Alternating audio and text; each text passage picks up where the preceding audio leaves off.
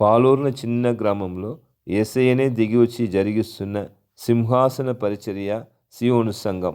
ఈ సియోను సంఘంలో పాపులైన బిడ్డల్ని దేవుడు రక్షించి వారు మరణంని కూడా ముందుగానే తెలియపరిచి వారిని సిద్ధపరిచి పరలోకం తీసుకెళ్తున్న గొప్ప సాక్ష్యము.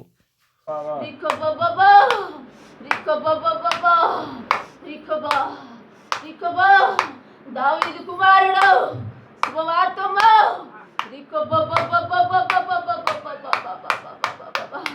పరలోకములో నా స్థానం నిలబెట్టుకో.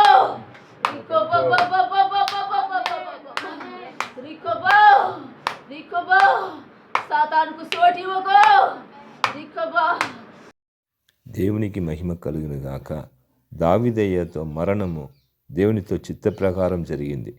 దేవుడు ఆయన మీద పాలూరు గ్రామంలో ఆయన పుట్టి ఉన్నారు కనుక యేసయ్యనే దిగి వచ్చి జరిగిస్తున్న ఈ సియోను సంఘ పరిచర్యలో ఆయన బాప్తిసం పొందినాడు గనుకనే ఆయన మరణాన్ని గురించి ముందుగానే దేవుడు మాట్లాడుతూ నవంబర్ 2వ తారీఖు 2025 సంవత్సరం మొదటి బల్లాకు తీసుకుని వచ్చి ఆయన బల్లా ఇచ్చి ఆయన్ని గురించి పరలోక రాజ్యానికి సిద్ధపడమని మాట్లాడుతూ తర్వాత అదే వారము శనివారం ఆయన మరణించి దేవుడు దాన్ని గురించి మళ్ళా 16వ తారీఖు మళ్ళా ప్రవచనంగా మాట్లాడి ఆయన పరలోకంలో ఉన్నాడని తెలియపరిచినారు. గొప్ప దేవుడు సమస్తముని ప్రవచన ద్వారా యేసయ్యనే ఇక్కడ మాట్లాడి ఆయననే తన పరిచర్యని తన ఉద్యమాన్ని లేవనెత్తుతున్నారు. ఆమేన్.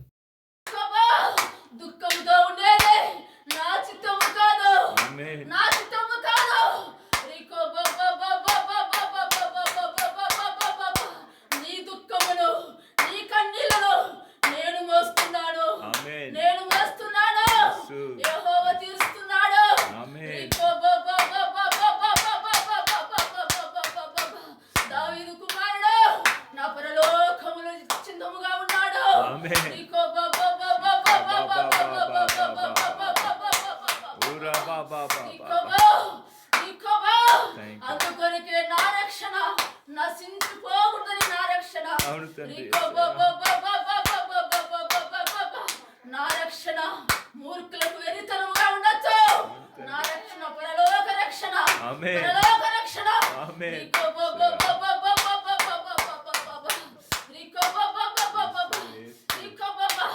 యెహోవా నీకు ఎప్పుడు తోడుగా ఉన్నాడు. సియోను సమూహంలో ఆయన ఎప్పుడు ఎల్లప్పుడూ ఉన్నాడు. ఎల్లప్పుడూ ఉన్నాడు.